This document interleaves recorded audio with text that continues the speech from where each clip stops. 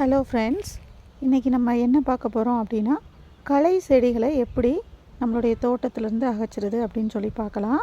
So பாருங்கள், நம்மளுடைய சின்ன இடமா இருந்தாலும் சரி, பெரிய இடமா இருந்தாலும் சரி, தேவையில்லாத இந்த மாதிரி களை செடிகள் நம்மளுடைய தோட்டத்தில் நிறைய வளர்ந்துருக்கும்.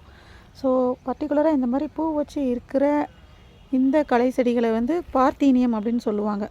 ஸோ இது ரொம்ப தோல் வியாதிகளை நம்மளுக்கு கொடுக்கும்.